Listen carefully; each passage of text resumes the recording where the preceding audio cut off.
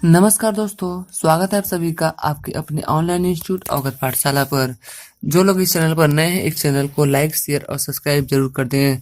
हम लोग NTPC previous year question paper solve कर रहे थे और आज से हम लोग ओरिजिनल क्वेश्चन पेपर सॉल्व करेंगे। आज हम लोग 3 अप्रैल 2016 में फर्स्ट शिफ्ट में आए हुए जीएस के सारे क्वेश्चन को सॉल्व करेंगे। तो चलिए देखते हैं। हमारा जो पहला क्वेश्चन है, निम्नलिखित में से कौन सा विटामिन रक्त के थक्के बनाने में महत्वपूर्ण भूमिका निभाते हैं? Option A vitamin B 12, option B vitamin D, option C vitamin A, option D vitamin E. और आप इसका आंसर भी देख पा रहे होंगे स्क्रीन पर। जो हमारा आंसर है ऑप्शन ए, यानी कि विटामिन बी 12। हमने देखा है या हम जानते भी हैं कि विटामिन के जो है रक्त का थक्का बनाने में महत्वपूर्ण भूमिका निभाता है, लेकिन यहाँ पर विटामिन डी है। अगर विटामिन के नहीं है तो विटामिन डी हम सही आंसर लगाएंगे। हाँ, आप देख रहे होंगे कि हमने बोला क्वेश्चन नंबर 1, लेकिन यहाँ पे आपको दिख रहा है क्वेश्चन नंबर 2। तो हम आपको क्लियर कर दें कि जो हमारा पेपर आया था उसमें पहला क्वेश्चन किसी और सब्जेक्ट से था। हमारा जीएस का जो पहला क्वेश्चन था साइंस से, वो आपका क्वेश्चन नंबर 2 था। इसी तरीके से हम देखते हैं हमारा अगला क्वेश्चन है क्वेश्चन नंबर 5 है। वैसे तो क्वेश्चन नंबर 2 आएगा, लेकिन उस सेट में क्वेश्चन नंबर 5 में दिया गया था जीएस का। तो हमारा क्वेश्चन क्या है? हमारा क्वेश्चन है सबरी कार्तिक कौन है? यानी कि सबरी कार्तिक कोई व्यक्तित्व है, आपको बताना है ये कौन है। ऑप्शन ए प्रसिद्ध भारतीय karate champion, option B rugby खिलाड़ी, ऑप्शन सी क्रिकेट खिलाड़ी और ऑप्शन डी कबड्डी चैंपियन। जैसा कि आप देख पा रहे होंगे स्क्रीन पर, इसका जो सही आंसर है ऑप्शन ए प्रसिद्ध भारतीय कराटे चैंपियन। तो चलिए आगे बढ़ते हैं, अगले क्वेश्चन की ओर बढ़ते हैं। हमारा अगला क्वेश्चन है मकर संक्रांति क्या है? ऑप्शन ए चंद्र ग्रहण, ऑप्शन बी फसल काटने का त्योहार, ऑप्शन सी पतंग महोत्सव या ऑप्शन डी कठपुतली का तमाशा। ये जो आपका 7 नंबर क्वेश्चन है, इसका कई आंसर थे, जैसे पतंग महोत्सव और चंद्र ग्रहण। ये तो इसलिए क्या किया आयोग ने, इस क्वेश्चन को हटा दिया था और सभी को इस पर कॉमन मार्किंग किया था, सभी को जनरल मार्किंग दे दिया गया था। आइए अगला क्वेश्चन देखते हैं। हमारा अगला क्वेश्चन है 0 डिग्री सेंटीग्रेड कितने डिग्री फ़ारेनहाइट के बराबर है? तो हम देखेंगे कि डिग्री सेंटीग्रेड को फ़ारेनहाइट में जो चेंज करते हैं हम आपको बता देंगे। तो यहाँ पर फिलहाल देखते हैं कि जो हमारा 0 डिग्री सेंटीग्रेड है वो कितने फ़ारेनहाइट के बराबर होता है। चलिए इसके सही आंसर की ओर बढ़ते हैं। तो इसका सही आंसर है ऑप्शन डी 32 डिग्री फ़ारेनहाइट। जो हमारा 0 डिग्री सेंटीग्रेड है 32 डिग्री फ़ारेनहाइट के बराबर होता है। वीडियो को अंत तक देखिएगा और कमेंट बॉक्स में कमेंट करके बताइएगा कि आपके कितने क्वेश्चन सही हुए, और वीडियो को लाइक व शेयर जरूर कर दीजिएगा।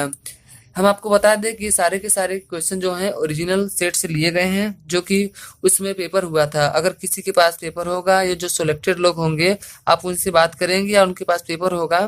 फिलहाल पेपर तो ऑनलाइन हुआ था, तो आप नेट पर सर्च करेंगे तो यही पेपर आपको मिलेगा। चलिए तो अगले क्वेश्चन की ओर बढ़ते हैं। हमारा अगला क्वेश्चन है 2015 में कौन सा देश विश्व व्यापार संगठन में 144वें देश के रूप में शामिल हुआ है? ऑप्शन ए है आपका Philippines, option B Liberia, option C Jordan और ऑप्शन डी अफगानिस्तान। और इसका सही आंसर है ऑप्शन डी अफगानिस्तान। तो अफगानिस्तान इसका सही आंसर है। चूंकि इस समय वर्तमान में 2020 चल रहा है और ये 2015 का क्वेश्चन पूछा गया है, तो ये जो आपका पेपर हुआ था 2016 में हुआ था, तो उस समय का करंट आपसे पूछ लिया गया था 2015 का। तो आप लोग कंफ्यूज नहीं होइएगा, ये क्वेश्चन उस समय करंट का था, जो इस समय आपका निष्क्रिय माना जाएगा। चलिए तो अगले क्वेश्चन की ओर बढ़ते हैं। हमारा अगला क्वेश्चन है वयस्कों में सामान्य रूप से दिल धड़कने की दर क्या होती है? वयस्कों में दिल धड़कने की दर क्या होती है? यानी कि कहना चाहते हैं कि 1 मिनट में मनुष्य का हृदय कितनी बार धड़कता है? तो ऑप्शन ए इसका सही आंसर होगा 60 से 100 धड़कन प्रति मिनट। यानी कि 1 मिनट में स्वस्थ मनुष्य का शरीर जो है कि 60 से लेकर के 100 बार के बीच में धड़कता है। चलिए अगले क्वेश्चन की ओर बढ़ते हैं। हमारा अगला क्वेश्चन है निम्नलिखित में से कौन सा ऑपरेटिंग सिस्टम नहीं है? आपका ऑप्शन ए है OS X, option B Windows 7, option C DOS और ऑप्शन सी C++। चलिए इसके सही आंसर की ओर बढ़ते हैं। हमारा इसका सही आंसर है ऑप्शन डी, C++। इसमें ऑपरेटिंग सिस्टम पूछा हुआ है, तो इसमें के 3 ऑप्शन जो है आपके ऑपरेटिंग सिस्टम है, और C++ ये आपका ऑपरेटिंग सिस्टम नहीं है, ठीक है, ये आपका कंप्यूटिंग लैंग्वेज है।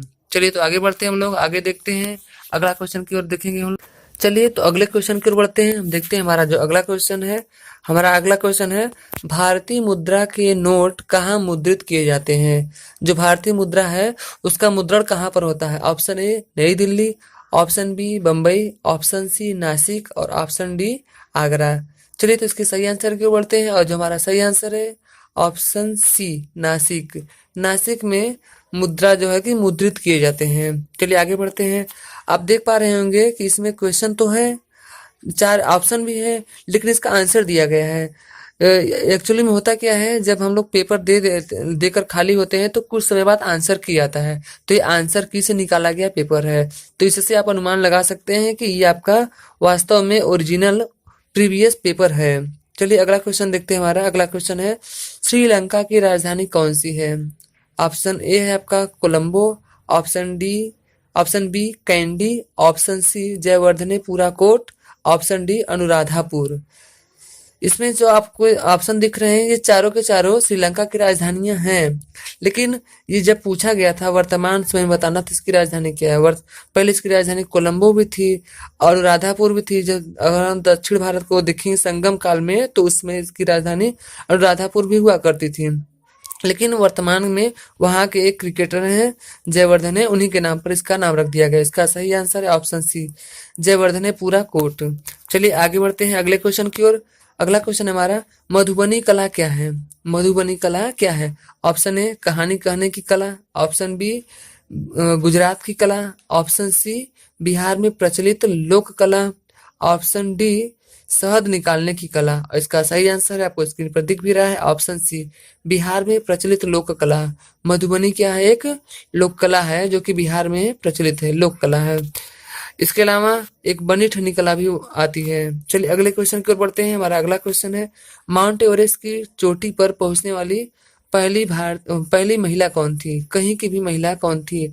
माउंट एवरेस्ट की चोटी पर पहुंचने वाली पहली महिला कौन थी? Option A Bachendri Pal, option B Junko Tabei, option C Arunima Sinha, option D Premlata Agarwal. चलिए आंसर की ओर बढ़ते हैं। इसका जो हमारा सही आंसर है ऑप्शन बी जुनको तेबेई। इसका सही आंसर क्या होगा? Option B Junko तेबेई। चलिए अगले क्वेश्चन की ओर बढ़ते हैं। हमारा अगला क्वेश्चन था, उसमें आया हुआ 2015 ग्लोबल पीस इंडेक्स के अनुसार सबसे शांतिपूर्ण देश कौन सा है?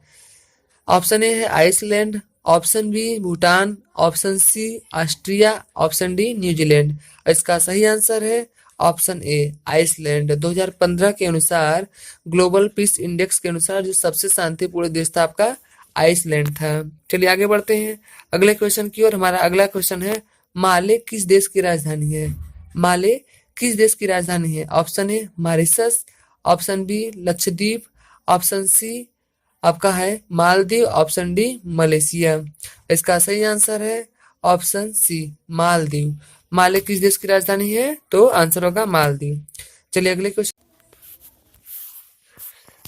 पर बढ़ते हैं। हमारा अगला क्वेश्चन है, प्लेनेट 9 क्या है? ऑप्शन ए धूमकेतु आकाशगंगा में यह एक ग्रह है, ऑप्शन बी एंड्रोमेडा आकाशगंगा में एक ग्रह, ऑप्शन सी एक ग्रह जहां स्टार वार्स हुई थी, ऑप्शन डी बाहरी सौर प्रणाली में प्रस्तावित एक बड़ा बर्फीला ग्रह है।